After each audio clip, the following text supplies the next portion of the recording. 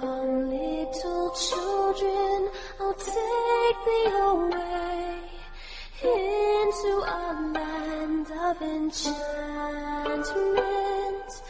Come, little children, the time's come to play here in my garden of shadows.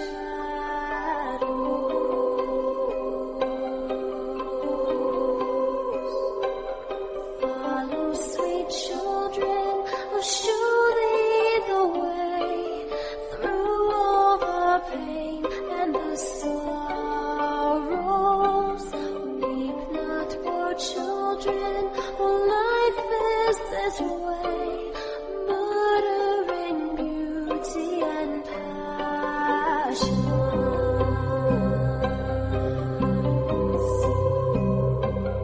Hush now, dear children, it must be this way, to weary of life and deceptions. Rest now, my children, for soon we'll away into the calm and the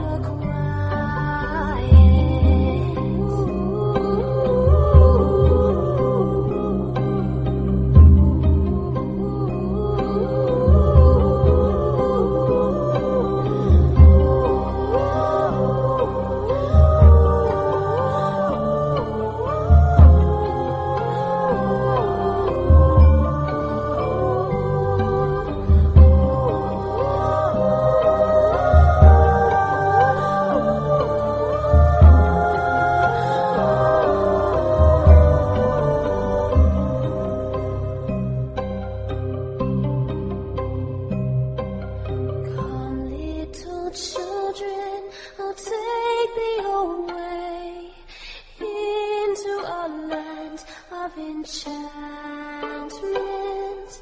Come, little children, the time's come to play here in my garden of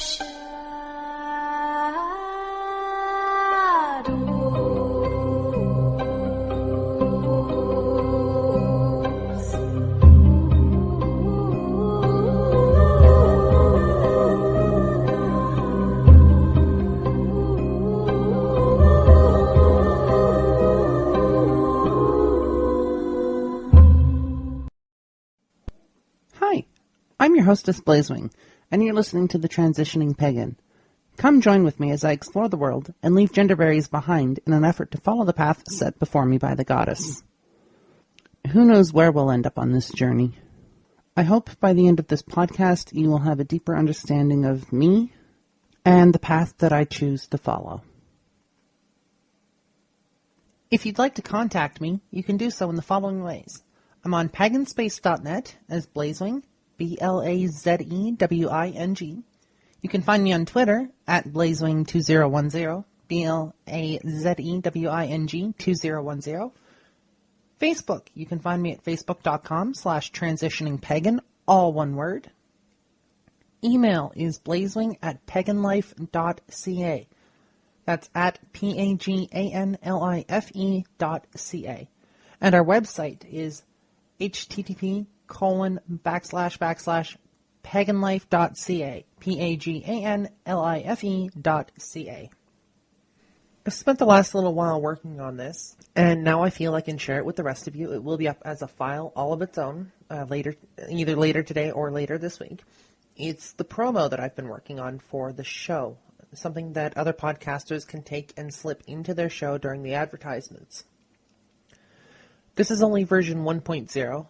I'm sure there will be other versions along the way, but for right now, I'm interested in opinions and what you think. So please give me a shout, either on Twitter, Facebook, or email, or paganspace.net even, and drop me a note and let me know what you think.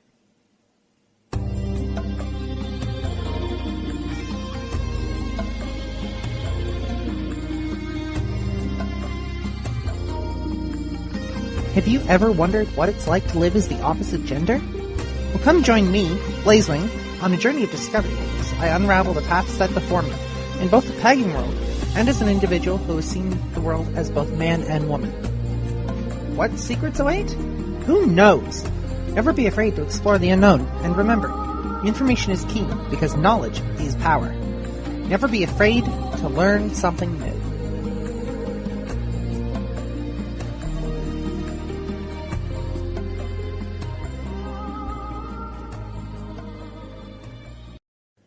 Before I forget to give credit where credit is due, for songs today, we have Trick or Treat by Disney. We have Come Little Children, which was featured on Hocus Pocus, the movie. And we have Creepy Doll by Jonathan Colton.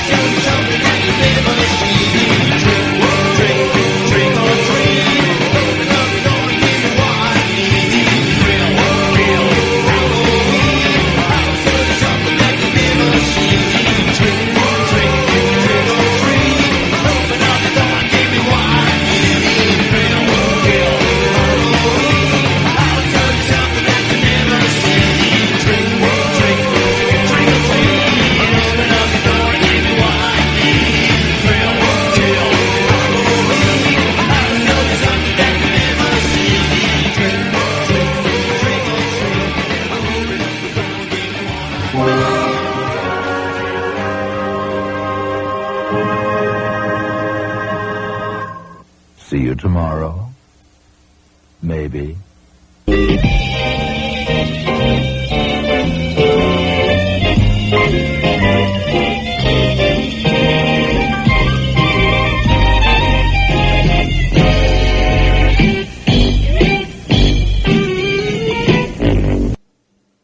I've decided, since a lot of you may not have time to access the website, to give brief site changes, updates on the podcast, actually. Just to sort of let you know what's going on and what's been moved where, what's been added, what's been taken down, what's been changed in general.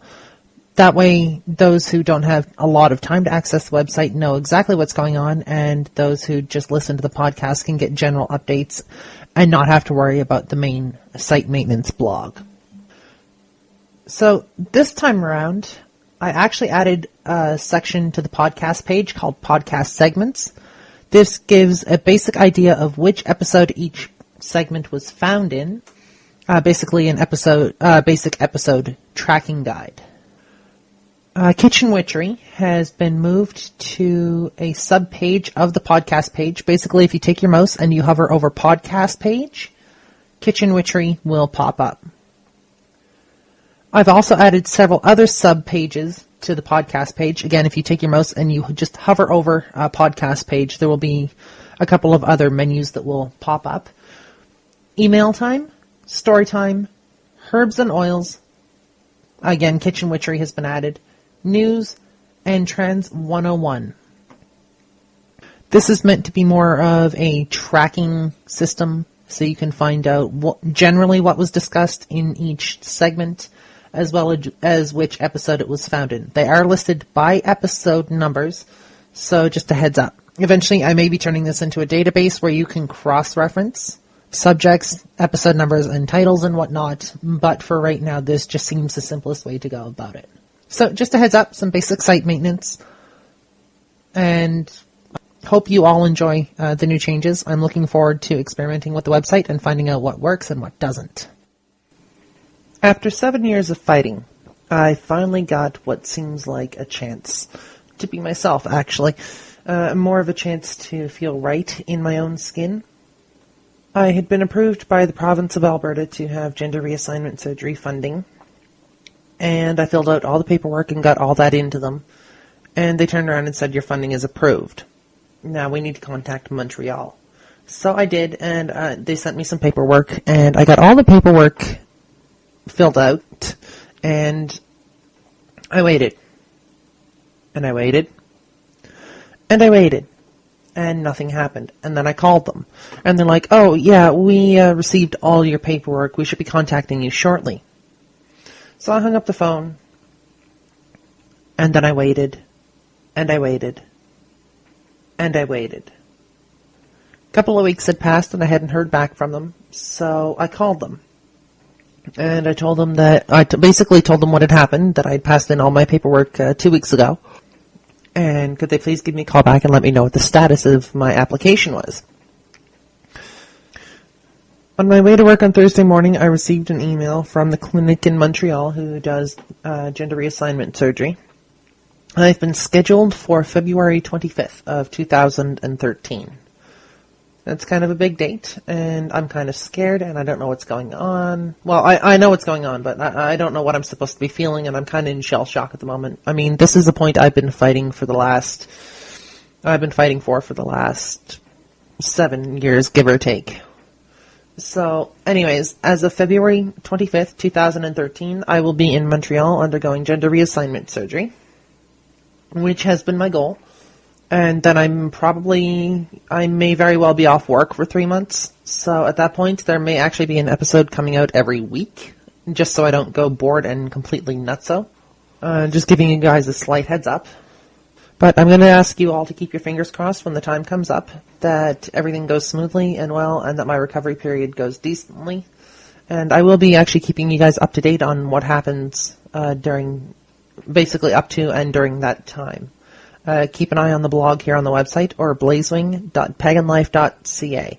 blazewing.paganlife.ca. That is my personal blog. That is where I will be cataloging everything to do with surgery.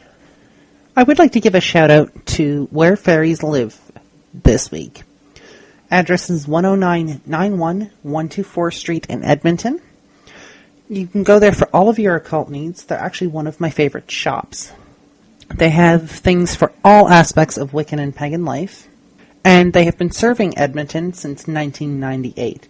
So if you're in the Edmonton area, please, by all means, go in and give them a, support them. I don't want to say support them, but I do want to say support them. It's kind of, give them a hand.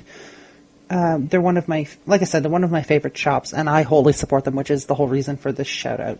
They offer a variety of workshops. They have a community calendar. They have an online store at wherefairieslive.com. And they very much have a welcoming presence, not that overbearing presence that I get from some other shops around the country. So, like I said, if you're in Edmonton, 10991 124th Street, phone number 780-454-0187. A few of you may actually notice a new link on the website. Well, I got a little excited and went ahead and actually opened a store, a cafe press store. And I went ahead and created a design and put it on a bunch of stuff.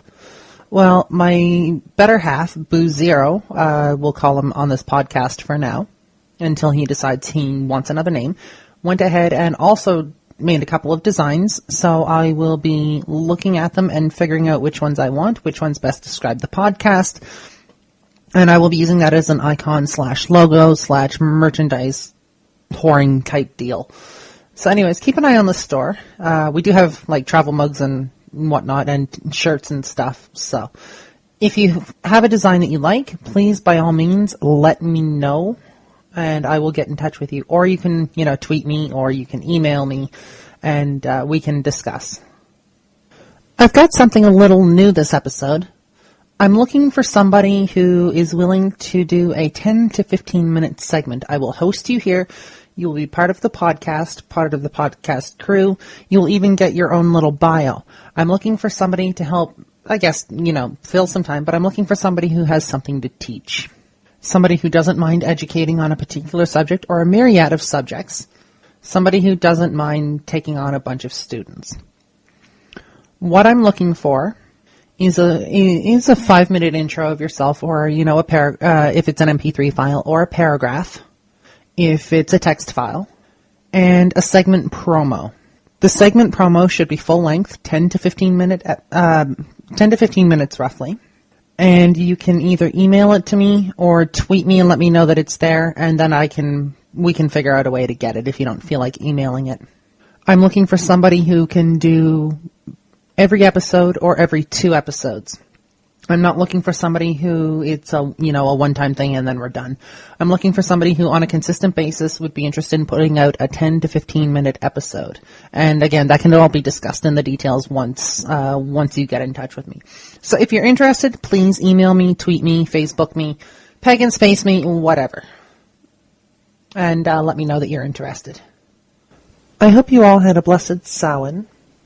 This time of year is especially trying for me. It's especially sacred for me. Within the last 2 years, I have had 2 friends pass on, actually. The first one, basically, he was prone to seizures and was taking meds for it. Went to bed on a Saturday night, complaining of a toothache. His parents let him sleep in on Sunday, came home, and had actually found him found he had passed away in his bed overnight due to a seizure. The other friend of mine, was on her way home from work. This was earlier this year, in March. She was on her way home from work, and somebody ran a red light and hit her as she was crossing the street. He hit her hard enough to dent the hood of his car, to smash the ever-living hell out of his windshield, and send her flying across the intersection. Not only did he hit her hard enough to send her flying, but he knocked her out of her shoes. I got the information the next day that she had been hit by a car, and she passed away shortly before I got the information. She's one of those people that was always, bubbly, and she was always interested in what you were doing, and she always wanted to know what went on with your life. And the last thing that she said to me was, well, I'll have to come over and see your new place, because we had just moved a few months before. Well, for about a week afterwards, I felt like she was actually in the house. I'm not sure if that was her way of saying goodbye or not, but with Samhain, at this point, the point this segment is being recorded, with Samhain coming up, I'm going to sit down and I'm going to have a nice little talk with her, and I'm going to, remember the good times, and I'm going to basically celebrate her life and whatnot. So it's kind of a trying time for me, because I've had a lot of people leave me in the last few years, and it kind of hurts, and you just can't help but wondering who's going to leave next. But at the same time, you also try and remember them for who they were. She was always the life of the party. The room actually literally lit up when she walked in. It was kind of awesome. So, anyways, I hope you all have a blessed Samhain. I hope you all had a blessed Samhain. And remember, stores are a great source for half-price chocolate. It's also a good cure for depression. Seeing as it is the Samhain season, a time of remembrance, shedding the past and looking forward to the new year, and sort of remembering those who have passed on, there are a couple of mentions I would like to make a shout out to this episode. Me being from an eastern, basically a naval port, sailing ships and such, there's been some news brought to my attention this week. Tall Ships in Halifax, Nova Scotia is a rather prestigious event. Tall ships from all around the world come, show off their prowess, the crews show off what they can do. During the last Tall Ships event, there was a ship dubbed the HMS Bounty. News reports say she had a crew of somewhere between 16 and 17 people. And as she was sailing, trying to get around Hurricane Sandy this year, just off the coast of North Carolina, she sank. To my knowledge, all but 2 of the crew members have survived. I would like to take a moment just to sort of pay tribute to the skipper and the captain, who at this point, it looks like the news reports are saying, have gone down with the ship. The other individual that I would like to take a moment for is a grade 6 student who was injured after a minivan crashed into an Alberta school classroom on Thursday. She died actually Friday in an Edmonton hospital. The driver was charged on Friday, I believe the 19th, but don't quote me on that, with 5 offenses, including dangerous driving and resisting arrest. The girl, unfortunately, whose identity will not be released, was one of 3 girls in a grade 6 French class who were airlifted to hospital following the crash of the minivan through the wall of their classroom at Reset Junior High School in St. Paul. The crash occurred just after the opening bell was rung on Thursday morning. On Friday, RCMP charged Richard Benson, 46, a single father of 9, who lived on the outskirts of St. Paul with dangerous driving causing bodily harm, resisting arrest, and possession of a controlled substance. Police allege Benson, who had just dropped off 2 of his children at the school before the crash, was behind the wheel of the minivan. So I would like to take a moment to remember all those who have passed on this year, including Natalie, including the little girl in the school, and including the crew members of the HMS Bounty.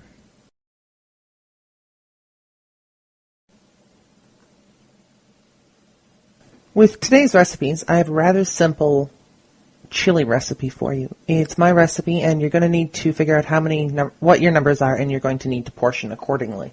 My last batch actually took me a slow cooker and 2 pots. It's simple as far as ingredients go, but it can take anywhere from 8 to 12 hours to make. So the first thing you're going to do is brown some ground beef in a frying pan. And then you're going to slice and dice some red, orange, green peppers, whatever kind of peppers you want. You're going to take a couple of cans of kidney beans, a couple of cans of pinto beans, a couple of cans of black beans, some jalapenos, and some mushrooms. The jalapenos are going to be chopped, and the mushrooms are going to be sliced. Then you're going to combine them all in the crock pot or pan or pot or however you're cooking it, and you're going to let them sit, probably overnight-ish. You're also going to have a bit of water in the pot so the beans can absorb it and so they can tenderize and whatnot. After they sat overnight, pretty much while you're sleeping, it'll give, the juices time to absorb. It'll give everything time to mingle. You're going to turn the crock pot on. And if you have to go to work that day, the chili should pretty much be ready by the time you get home. Or you're going to leave it for another 4 to 8 hours, and you're going to just let it sit, keeping an eye on it to make sure that the water levels stay decent and to make sure it doesn't dry out and burn. I also like adding basil and oregano. I like adding chili powder or some sort of chili spice, which kind of amps up the spice. Then again, I like a bit of food with a bit of bite, so it's all up to personal taste. Again, feel free to take these recipes and do whatever the hell you want with them. That's why I'm offering them out, because I feel that a recipe shared is something worth, it's worth the time actually making the recipe. I feel all recipes should be shared. The next recipe I have for you is actually a chicken pot pie, and this recipe was originally found on recipesar.com, which is now known as food.com. It's one of my favorite go-to sites for recipes, so I guess I'll give them a little plug. They've got anything and everything from holidays to alcoholic drinks to basically snacks. Again, they're one of my favorite go-to sites. So, food.com, if you're looking for new and interesting recipes or something maybe you haven't thought of, or you're just looking to make something out of your cupboards, that's where pretty much you go. You're going to take 1 cup of diced potatoes, 1 cup of onion, 1 cup of celery, 1 cup of You're going to take 1 cup of diced potato, 1 cup of diced onion, 1 cup of diced celery, 1 cup of diced carrots, 1/3 cup of melted margarine, 1/2 cup of all-purpose flour, 2 cups of chicken broth, 1 cup of half and half, 1 teaspoon of salt, 1/4 teaspoon of pepper, 4 cups of chicken cooked and chopped, and 2 pie crusts. You can either buy these from the store or you can make your own. You're going to preheat the oven to 400 degrees. You're going to saute the onion, celery, carrots, and potatoes in margarine for 10 minutes. Then you're going to add the flour to the sautéed mixture, stirring well. Cook 1 minute, stirring constantly. Combine the broth in half and half. And then you're gradually going to stir into the vegetable mixture. Cook over medium heat, stirring constantly until it's thickened and bubbly. Stir in salt and pepper and add the chicken and stir well. Pour into shallow 2-quart casserole dish and top with pie shells. Cut slits to allow steam to escape. And then you're going to bake for 40 to 50 minutes or until the pastry is golden brown and filling is bubbly and cooked through. Chicken pot pies are one of my favorite dishes and always have been. They're tender, they're moist, they're yummy, and they're nice on a cold winter day. So with winter coming up, I figured you guys might want a recipe like that. And I will attempt to take these recipes and theme them to whatever holiday or Sabbath's coming up, or basically whatever time of year it is. So, summer, I'm hoping to have something nice and cool. Winter, I'm hoping to have something hot. For Christmas, I'm hoping to have some sort of cookie or drink recipe. For Halloween, pretty much the same. For Valentine's Day, it might be chocolate. So I'm trying to theme these recipes according to the time of year. Anyways, if you have any feedback, you can feel free to Twitter, Facebook, or email me and let me know. If you have a recipe that you want shared, I will gladly read it. So please give me a shout and let me know what's on your mind.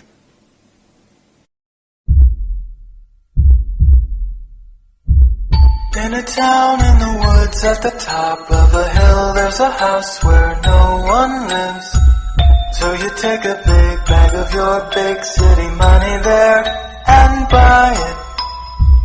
But at night when the house is dark and you're all alone, there's a noise upstairs. At the top of the stairs there's a door and you take a deep breath and try it. And the flashlight shows you something moving just inside the door. It's a tattered dress and a feeling you have felt somewhere before. And there's a creepy doll that always follows you. It's got a ruined eye, it's always open. And there's a creepy doll that always follows you. It's got a pretty mouth, swallow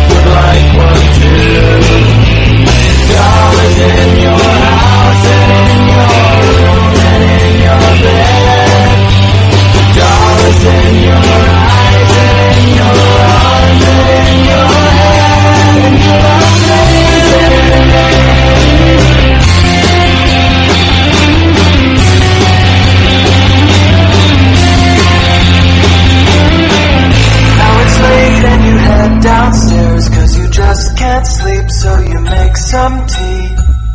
And the doll disapprovingly asks if you really need that much honey. You decide that you've had enough, and you lock the doll in the wooden box. You put the box in the fireplace next to your bag of big city money.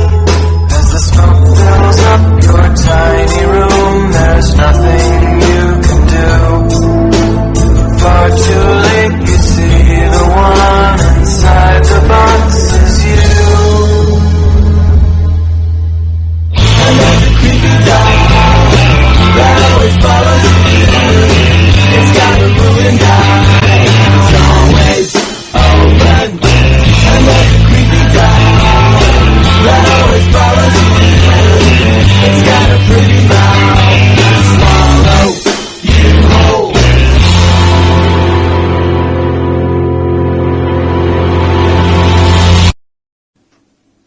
I was talking with Mrs. Witchy on Twitter, and we've carried on a few conversations over the last couple of weeks, and I put out a call for this week's episode topic.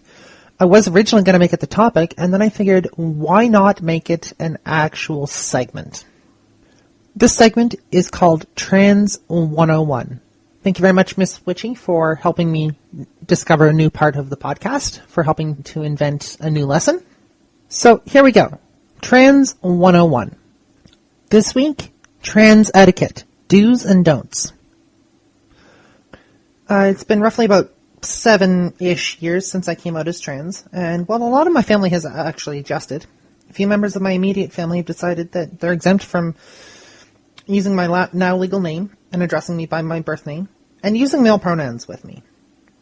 Almost a decade has passed at this point, and despite me making my wishes rather clear, they ignore me, and I feel it's a sign of disrespect.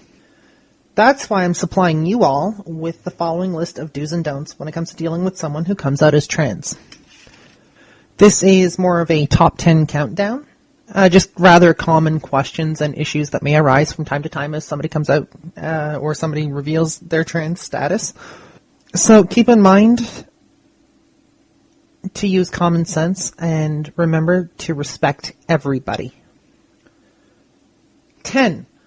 Don't assume anyone's gender, even if you're 100% sure. I've actually developed a habit of not defaulting to genders and do not refer to anyone as he or she until it is confirmed for me. Most people don't notice, but I'm sure for the trans community it is generally appreciated if one does not assume genders. Number 9. If someone comes out to you as trans, ask which name they wish to be called and try to reprogram yourself to use that name. Trust me, it'll go a long way to helping raise their self-confidence and show this person that you actually respect them. It says, hey, you know what? I'm going to support you instead of, well, you're always going to be X to me. Number 8. Don't ask someone if they've had surgery or anything about the status of their genitals. It's generally actually considered very, very rude. I mean, you wouldn't ask a cisgender, which stands for non-transgender person, anything about theirs. This one's just common sense. It's a good idea to assume that any question or any fact about genitals is generally off limits unless said person has given you the okay in the first place. You know, like me, I generally look at somebody and say, ask any questions you need to. I prefer somebody to know the facts and I prefer to educate instead of having them assume, because that stops them from looking like an idiot. That also stops them from offending me, so any questions that I can answer, you know, I'm mostly quite open to.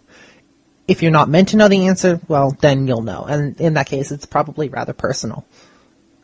If someone discloses, this is number 7. If someone discloses trans status to you, do not ask what their real name is.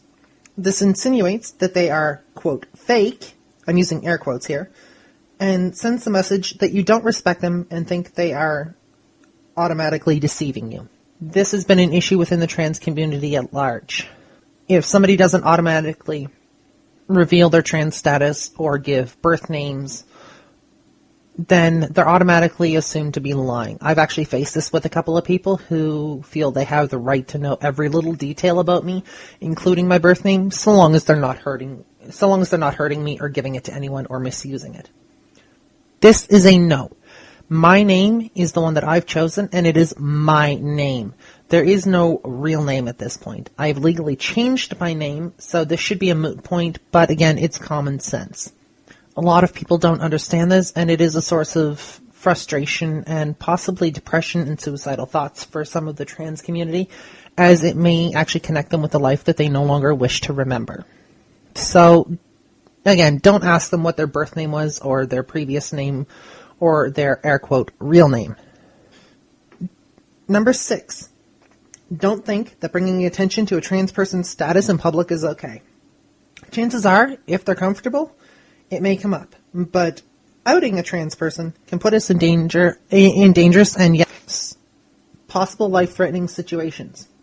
Some people don't like us to the point that physical violence can be on. It's basically a concern of ours all the time. From, if I tell this person, are they going to end up hurting me or hitting me or hating me, to, am I going to walk out of the bathroom alive? Outing someone as trans can end up putting them in the hospital or worse. This is a security issue. It's a safety concern. So please don't out somebody as trans. Number 5. If you slip up with a name or pronoun, just continue on. Don't make a fuss. Don't make a big scene. Don't make a big deal out of it in general. This just makes us want to bolt for the door and actually kind of serves to embarrass you. You may feel, really apologetic. Just keep going. Just keep saying what you were saying. Don't look for a way to insert the name. Just next time the name comes up, use the correct one. Use the correct name, the correct pronouns, and I trust you. And trust me, we will thank you for it in the long run. We will be a lot more appreciative than you making a big deal over, oh, I'm sorry, I didn't mean to call you X instead of Y. I feel really, really bad. Is there anything I can do to make it up to you? Number 4. Don't suggest to us every flaw we have. Like, if you did X, you'd be more masculine or feminine. This actually tells us that you think something is wrong with us, and generally makes us not want to be around you. I have had situations like this actually come up, and my response is to point out every flaw about said person that I can see. It makes them really uncomfortable and shows them exactly what they've just done to me. Sort of if you think it's appropriate, well, then here, you won't mind if I do it to you. I try not to, but sometimes I just get a little aggravated, and it's the only response that I have at the time. Number 3. Don't ask, when did you decide to become trans? This is like asking when you decided to become your gender. Most of us just know. It's an innate feeling for us, just the same it is for you. If you're born a girl, physically, and you identify as a girl, and everything feels right, you know it. You can't explain it. It's the same for us. If we were born a boy or a girl, and we identify as the opposite gender, generally we know. Some of us report having known it since early childhood. Some of us don't come to accept it until teens. Some of us even later in life, like I've seen people up to mid-50s. Again, don't ask this question. It's really, really demeaning to us and actually rather annoying. Number 2, don't tell us how courageous or brave we are. For most of us, it's actually a life or death decision, and courage and bravery have nothing to do with it. For us, it's either live or die. Those of us that decide to transition choose to live. Those of us that don't choose to either live with an extreme amount of stress and depression, or we, end up not living, which is rather unfortunate, but it is reality for us. It's really, really tough for a lot of us. And I'm speaking from the point of a transsexual, not transgender. Transgender would be an umbrella term that encompasses all gender variant type people. I prefer to default to trans because it describes me. And the number 1 question, it's a don't. For the love of God, Do not ask, how do you have sex? Chances are, if you're going to be this crude, you really don't need to know, as this is never going to be an issue for you concerning us. We will probably never sleep with you.